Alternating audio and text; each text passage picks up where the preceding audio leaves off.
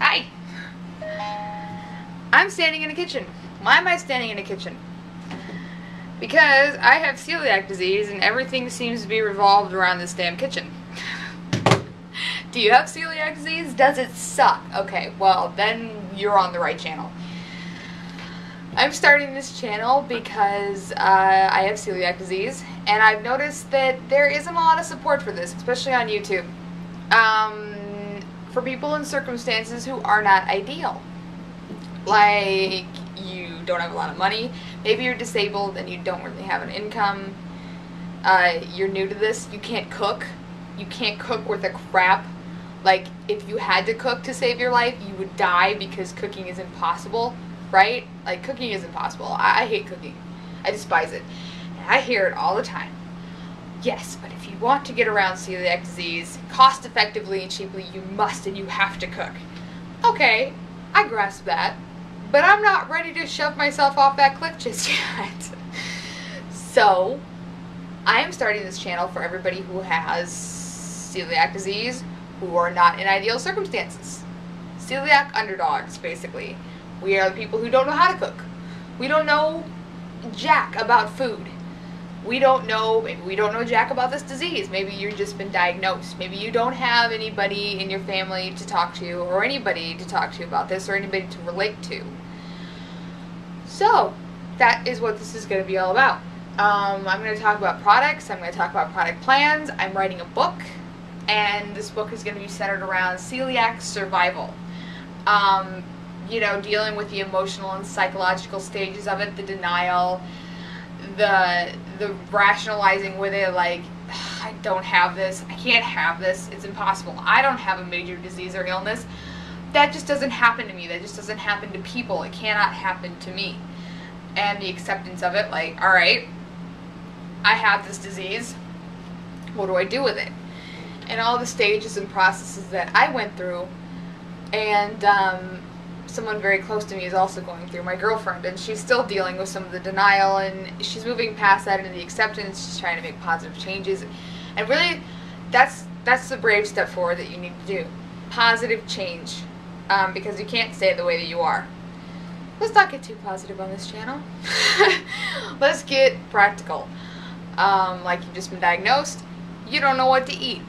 Well, a lot of what we're going to talk about is products that you can get your hands on right off the market that aren't expensive, because all this food is incredibly expensive.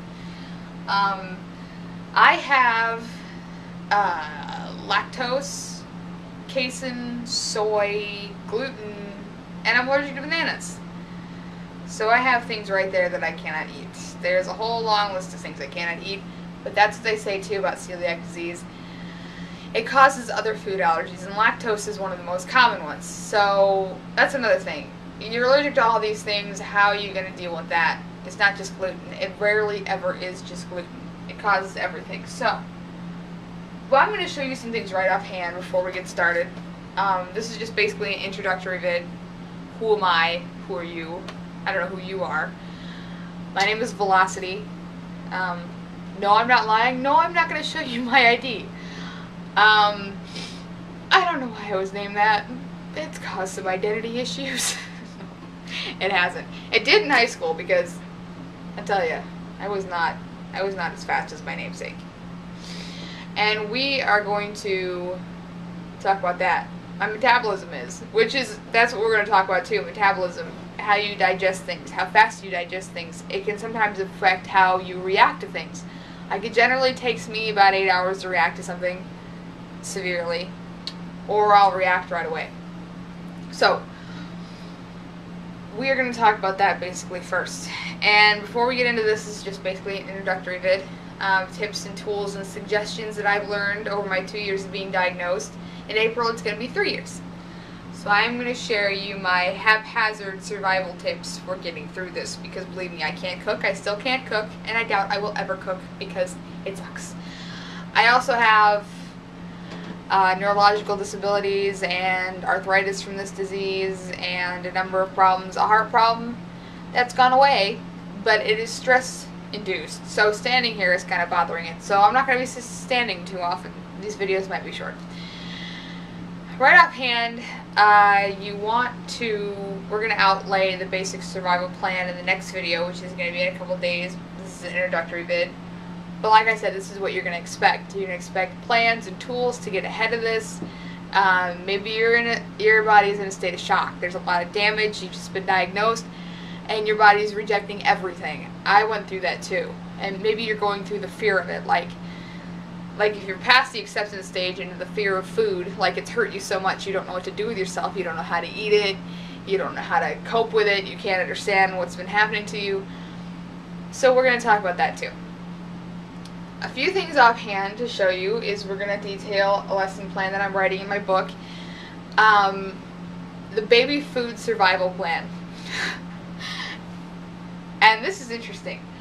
I had so much damage in my lower intestine that I couldn't really digest anything. Like, either I was allergic to everything ever invented, which was just bull crap. Like, I couldn't believe it. Like, I was like, alright, I am allergic to this, but I am not allergic to everything, by God. Like, I refused to believe it. And I was scared of food, too. Like, the doctors, after the test, they gave me this ultimatum, like, alright, you have this, and if you don't do this diet, you're basically going to die. And they gave me a list of things like cancer, things that they warned me about that could cause this. I was already so sick, I was already practically dead anyway. So, my handy-dandy refrigerator, that, because of my limited income, has not a lot in it. Which is another point. How do you survive on a diet where the food is so expensive, but you may not be able to afford it? Anyway, back to the baby food survival plan. I rationalized that my body might have been thrown into a state of shock. And it really happened on a whimsical joke. We were in the grocery store looking for things that I could eat, which, it's funny. Things that I could eat. And my mom picked up some baby food, and she goes, well, there are two things in this. If you can't eat this, I don't know what you can eat. And I said, my God, I think you have something. It's genius! And it was baby food. And it was by Gerber. It was the Organic Nature Select baby food. I only go organic because all the processed stuff is things that you need to avoid. We're going to talk about baby food. This could save your life. It saved my life, and it's also cheap. 5 of these would cost 1 TV dinner by Ions. And chicken nuggets by Ions has also gone up in startling degrees. We're going to talk about cross-contamination. Your body, maybe you have a hair trigger that shoots first and asks questions later. Like potatoes, that's gluten. That's what it thinks. With me, I'm allergic to potatoes and potato starch as well. It's because of a protein that we're going to explain that is so much like gluten, your body decides to kill you over it just because. And so the baby food method, which was handled in stages, and I did that over 6 months, rebuilt my entire immune system back up. It healed the damage in my intestine. That happened naturally, but this helped because there wasn't anything irritating it. We're going to talk about things that you can get your hands on easily, things that you can make. I know, I just implied the cooking word. I did. I can't stand it. Makes my skin crawl. So we are going to do that as well. And I promise next time I'm going to be dressed in something other than my pajamas. I don't go outside often. It's cold out there. And my celiac diseases come with cold intolerances. So if that has happened to you, we're going to give you advice for that too. So in a couple days we're going to break down the baby food survival plan, which I'm patenting in my book for anybody who can get started on this. And it saved my life. Maybe you can save yours. And even if you're established gluten-free and you think you've got it all down, sometimes there are relapses. And, you know, maybe you screw up and everything's a mess and your symptoms are snowballing and you don't know what to do with yourself. Just hit the restart button. And that's what I did with this, with the baby food. And we're going to talk about reading labels and ingredients. We're going to talk about things that you can make. Very easy things you can make, because by God, I am no cook. You ever seen My Drunk Kitchen? I am that without getting wasted. It's an utter disaster. She actually cooks better than I do, so if that gives you any indication, yeah. So, we are going to work on that later, and there are going to be simple, effective ways to get your head out of the hole you've either dug for yourself or you've been thrown into. I felt like I had been thrown into one, that's for sure. And everything just shoved on top of me. So, welcome to Celiac Survival 101. We are going to learn how to beat this, or at least live with it. Beating it and living with it are two different things. Maybe you have symptoms. I hear this all the time. I went celiac disease. You know, I had celiac disease and I went gluten-free and all my symptoms disappeared. It was a miracle. Woo! No. No.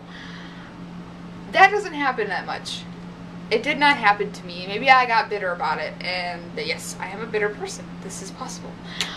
But I'm also a practical and logical person, and I realized that there was something that I was doing my body was still reacting to, so I broke it down into steps. So we're going to do that too. And that's about it. Tune in a few days, or next week. I think it might be next week, because this is already Saturday. So next Wednesday is going to be Celiac Wednesdays. Fortunately, there isn't a day of the week that starts with a C, so I can't be clever. That sucks. I'm usually very clever. But anyway, my book I'm still working on it. It's going to be coming out probably in a couple of years. I'm estimating 2014. Hopefully not that long, because I can write pretty fast. So I want to get it compartmentalized and chaptered up by fall of 2013. That's not much of a time difference, is there? But anyway, we are going to start with the basics and work our way up. So tune in then, and I will see you guys next week. Thanks for joining in. This is my dog. He likes to be on camera a lot. He was looking around for it. Oliver, it's right there. And he is also allergic to wheat and soy. That's right. This dog has got food allergies like I do, and the shelter almost gave up on him, but I said, this cute little muffin, I want him. So we're going to talk about that too. What if your dog has your food allergies? What if, he doesn't? Like, how do you handle their food? Like, I had a reaction handling his food before, we got him tested and everything, because the shelter didn't know for sure. So I was like, alright, we're going to talk about all that next week. A lot of layout and a lot of plan. But subscribe, comment, and like this for more info. The settings, I can promise you, are going to be this fancy. Bam. Tune in next week, where I won't be cooking in this place ever. Let's hope not, anyway.